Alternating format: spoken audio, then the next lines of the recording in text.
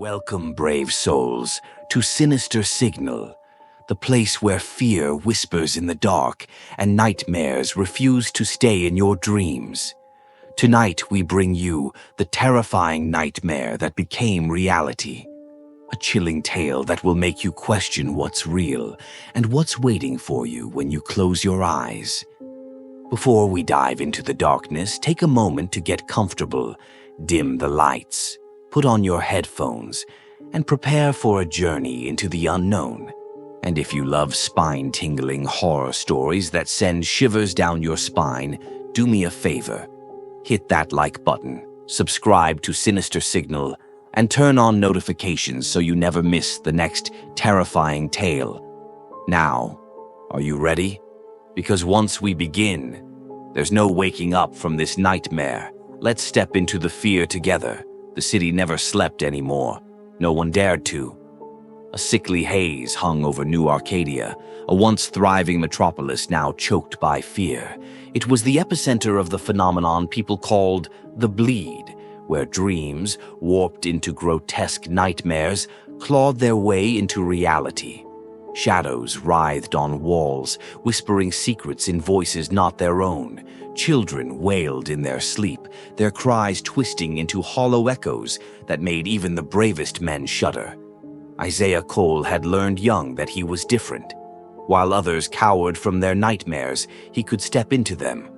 Isaiah was a dream walker, one of the few who could traverse the twisted dreamscapes of others, battling the horrors that threatened to break free. It wasn't a gift.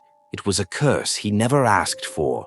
Every night he ventured into people's dreams, pulling them back from the abyss. His body lay still in his dingy apartment, but his mind roamed the subconscious hellscapes of those infected by Bleed. He'd saved people before, stopped nightmares from taking root. But it was getting worse. Tonight, Isaiah had taken a simple job: pull a young girl, Emily Porter, from a recurrent nightmare. Her parents were desperate. They said she hadn't woken up in 2 weeks. If he failed, she would die in her sleep. He sat in a chair beside her frail body, eyes closed, fingers pressed to her temple. He whispered the incantation that bound his mind to hers. A moment of stillness. Then he fell, inside the nightmare.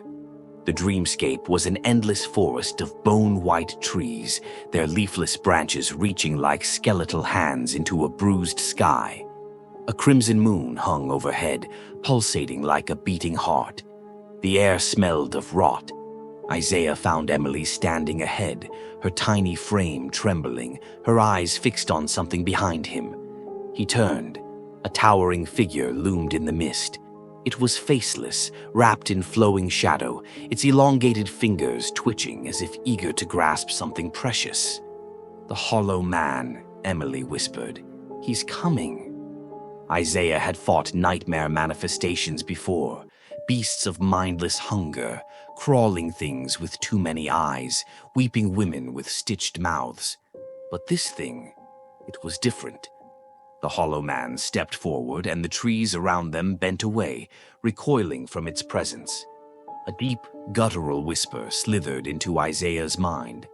"Not even you can stop what is coming." Isaiah reached for Emily, willing himself to pull her from the dream. He was good at this. He could wake her up. Nothing happened. Cold panic tightened around his chest. This had never happened before. The Hollow Man tilted its head, amused. And then, Isaiah felt it. The Bleed wasn't just infecting the real world anymore. It was corrupting the Dreamwalkers too. Isaiah had felt fear before, but never like this. The Hollow Man wasn't just a nightmare. It was something else, something real. Isaiah clenched his fists, forcing calm into his voice. "Emily, listen to me. We need to wake you up. Right now." I can't," she whimpered. "He won't let me." Isaiah glanced at the golden key hanging from her neck. It pulsed with a dim, eerie glow like a heartbeat. He didn't know why, but he knew it was important. Before he could reach for it, the Hollow Man moved, faster than anything should be able to move. cold hand wrapped around Isaiah's throat. He gasped, pain flaring through his entire body. It wasn't like normal dream pain, this was real. The Hollow Man's fingers burrowed beneath his skin, not tearing, but pulling something from him.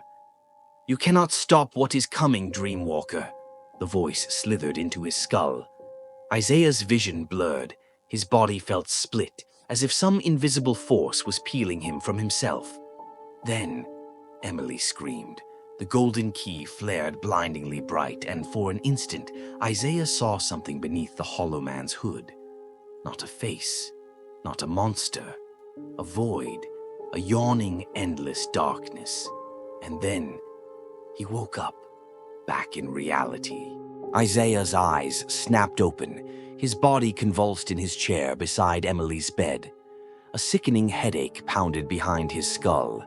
Emily, however, was still motionless. He touched her wrist, still alive, but the dream still had her in its grip. Isaiah had never failed to wake someone up before. His hands trembled as he pushed himself to his feet. Something was wrong. The Hollow Man wasn't just a dream figment. It was something else entirely. He staggered toward the window, sucking in a breath. Outside, the city was changing. Shadows stretched unnaturally along the sidewalks, moving when no one walked past them. Street lights flickered, their glow twisting into grotesque shapes. The skyline, once steady, tilted as if reality itself was unraveling.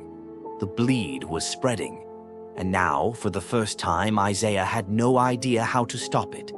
Isaiah could do what he always did, keep fighting nightmares one by one, trying to fix things in small ways. But this wasn't a normal nightmare. The Hollow Man was something new, something worse. Isaiah exhaled sharply.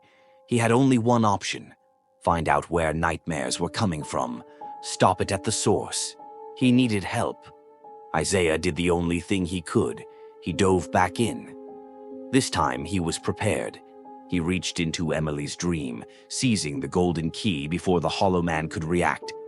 For a moment, everything stopped. The Hollow Man screamed, a soundless, gaping void of sound that tore at reality itself. Then, Emily's eyes snapped open. She gasped, awake at last. Isaiah thought he had won. But as he turned, he saw it. A mark had been burned into his forearm, a shape, twisting, shifting like a shadow in firelight. The Hollow Man had left something behind, and Isaiah was no longer just a dream walker. Isaiah sat on the edge of his bed, staring at the mark on his forearm. It writhed beneath his skin like a living shadow, shifting in impossible patterns. Whatever the Hollow Man had done to him, it hadn't left. The city had always been strange after dark, but now it was wrong. Reality rippled at the edges of his vision. Skyline distorted when he wasn't looking directly at it. People walked the streets, but their reflections in glass windows lagged behind. Isaiah had spent years fighting nightmares, but this was something new. He wasn't just stepping into dreams anymore. The dreams were leaking into him. If he was going to figure out what was happening, he needed to talk to Dr. Miriam Graves. She had been studying the bleed since it began. A neuroscientist turned occult researcher after her own dreams started fighting back.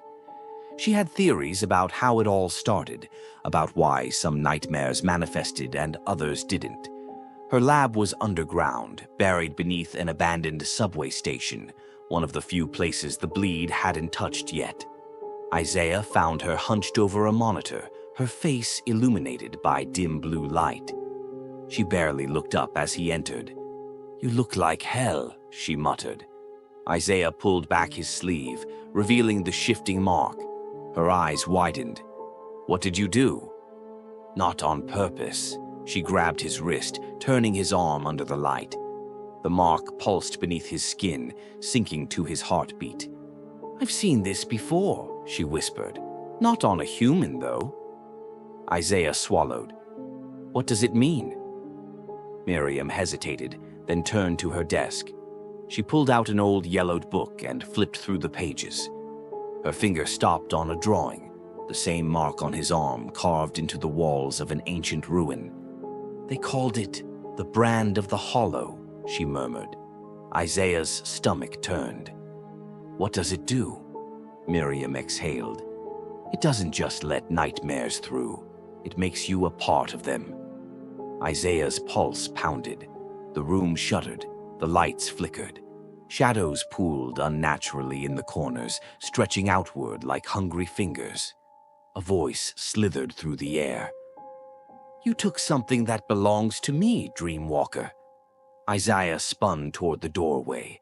The shadows swirled, solidifying. A pair of empty white eyes opened in the dark. The Hollow Man had found him. Miriam's fingers tightened around his wrist. "We need to run. Now." The Hollow Man's white, empty eyes locked onto Isaiah. The temperature in the room plunged. Shadows swarmed like a living mass, creeping up the walls, curling around Isaiah's feet. Miriam yanked him backward. "Move!" Isaiah's instincts screamed at him to fight, but something held him in place, not physically, but mentally. The mark on his arm burned, pulsing in sync with the Hollow Man's presence. A whisper slithered through his skull. "You are one of us now." Number. No, he wasn't. He tore his arm free from the invisible grip and bolted after Miriam, heart pounding. They fled into the subway tunnels beneath the lab. The overhead lights flickered erratically, buzzing with unseen energy. Miriam led him to a rusted metal door, shoving it open. The room inside was lined with old monitors, books, and strange equipment. She slammed the door shut. "That won't hold him for long." Isaiah doubled over, catching his breath. His mark still throbbed. He felt the Hollow Man in his head, like a distant echo clawing at the edges of his mind. Miriam grabbed a glass container from a shelf. Inside, floating in dark liquid, was another golden key. Isaiah's stomach twisted. "There's more than one?" She nodded. "I've been collecting them." "What do they unlock?" Miriam hesitated. Isaiah's patience snapped. "Miriam, what do they unlock?" She set the jar down carefully, exhaling. "The first door." Isaiah frowned. "The what?" She gestured to the monitors. One of them showed a city skyline, but twisted, wrong. The buildings moved, shifting like breathing things. "This world and the dream world were never supposed to touch," Miriam explained. "But centuries ago, someone opened the first door. And when they did, nightmares got out," Isaiah finished. Miriam nodded. "The golden keys are the only things that can seal it again." Isaiah looked down at the key in his hand, the one he had stolen from Emily's dream. If he could find the first door, he could stop the nightmares from crossing over. It was a victory, a way out, a plan. And then the walls cracked open like rotting flesh. Shadows poured into the room like ink in water. The Hollow Man's voice whispered from every direction. "You cannot close what is already open." Isaiah's veins froze. Miriam turned pale. "Number, that's not..." The lights exploded.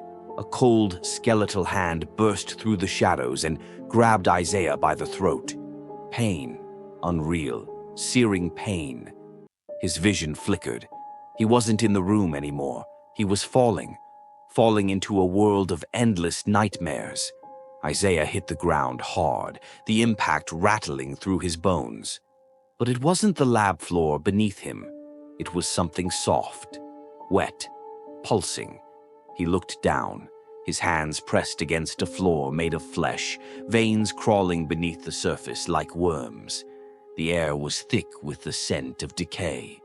The world around him was a ruin of dreams, an endless city of shattered nightmares. Buildings loomed crooked and wrong, windows screaming instead of shattering when the wind howled through them. The sky was a void of shifting red, where moons blinked like watchful eyes. Isaiah wasn't in reality anymore. He had fallen into the nightmare realm. A whisper curled around him, inside him. "You are home now, Dreamwalker." Isaiah clutched his burning arm, breath shuddering. The mark had spread, creeping up his neck, his fingers twitching involuntarily. It was happening. He wasn't just here. He was becoming part of it. He tried to focus, think. There had to be a way out. But the city shifted, the streets twisted, reshaping themselves into a familiar road, his old childhood neighborhood. His house stood at the end, untouched, warm, inviting. His mother stood on the porch, smiling. "Come inside, sweetheart." Isaiah's knees nearly buckled. She had died when he was 12. His breath hitched. He knew it wasn't real, but the ache in his chest told him to run to her anyway. The Hollow Man's voice whispered inside his head. "You can stay. You do not have to fight. No more pain, no more fear." Isaiah almost believed it, until he felt something cold brush against his fingers. The golden key. His grip tightened around it. This wasn't real. None of it was. The Hollow Man wasn't trying to kill him. It was trying to consume him. "You think you can escape?" the voice hissed. Isaiah grit his teeth. "I know I can." He drove the golden key into his own arm. Pain, white-hot, searing pain. The world screamed. The illusion shattered. The house burned away, his mother's face melting into nothingness. The city of nightmares buckled as if something had been ripped from its core. And then, Isaiah was standing back in the lab. His knees gave out, the key still clutched in his hand. Miriam was shaking him, her eyes wide. "You were gone." For hours, Isaiah looked down at his arm. The mark had changed, not spreading, not consuming, but cracked like something inside him was breaking free. And for the first time, the Hollow Man's whispers were silent. Isaiah exhaled, gripping the key. He knew what he had to do. He had to find the first door. And this time, he was bringing the fight to them. Isaiah didn't have time to hesitate. The Hollow Man was weakened, but the bleed was still spreading. Shadows stretched over the city like an infection, twisting reality in ways even he couldn't comprehend. The golden key throbbed in his hand, not just an object, but something alive. Miriam stood beside him, typing frantically at a console. "There's an old subway station under the city," she said. "It shouldn't exist. But every map, every piece of data I've pulled, it all leads there." Isaiah felt it before she even finished speaking. "The first door," he muttered. Miriam nodded. "It's underground." Isaiah tightened his grip on the key. It was time. The tunnels were drowned in darkness. Isaiah and Miriam moved quickly, their footsteps echoing against the damp walls. The further they went, the more wrong the world became. Train tracks looped into impossible spirals, and distant voices whispered in languages that had never existed. Finally, they reached a rusted door, covered in markings identical to the brand on Isaiah's arm. It was open. Beyond it was a vast chamber, a cathedral of nightmares. At its center stood the first door. It wasn't made of wood or metal. It was made of living flesh, a massive pulsating archway covered in shifting eyes and gnashing teeth. The Hollow Man stood before it, waiting. Isaiah's mark burned like fire. "You cannot stop this," the Hollow Man whispered. "You are one of us now." Isaiah felt it then, the final piece of the puzzle. He hadn't just been fighting the Hollow Man. He had been becoming him. The brand on his arm was proof. He had been marked as an heir, a being meant to replace the Hollow Man when the time came. But he wasn't going to let that happen. He lunged forward, the golden key blazing in his hand. The Hollow Man moved like a shadow, warping through space, appearing behind him. Pain ripped through Isaiah's skull as the entity pushed into his mind. "Let go," the Hollow Man whispered. "Embrace what you are." Isaiah's grip on the key tightened, and then, instead of fighting back, he let the Hollow Man in. The moment the entity entered his mind, Isaiah forced it into his own nightmare. He dragged the Hollow Man into his own dreamscape, flipping the battle. The world around them shattered, and suddenly they were standing in a different place. Isaiah's childhood home, unchanged, untouched. The Hollow Man hesitated. It had spent centuries shaping nightmares, but it had never been inside someone else's. Isaiah exhaled, his body flickering between dreamer and nightmare. "I'm not afraid of you," he whispered. The golden key burned brighter, and he drove it into the Hollow Man's chest. The entity screamed, its form collapsing inward, breaking apart like a shattered mirror. And in that moment, Isaiah woke up. He was back in the subway chamber. The first door shuddered, the flesh-like archway convulsing, shriveling. The golden key pulsed one final time, and the door slammed shut. The bleed stopped. The nightmares recoiled. Isaiah fell to his knees. It was over. The silence felt unnatural. For months, New Arcadia had been plagued by nightmare-born horrors. But now, the city was eerily still. The shadows no longer writhed in the corners of Isaiah's vision. The skyline stood firm, no longer twisting when he looked away. The bleed had stopped. Isaiah staggered to his feet, his entire body aching.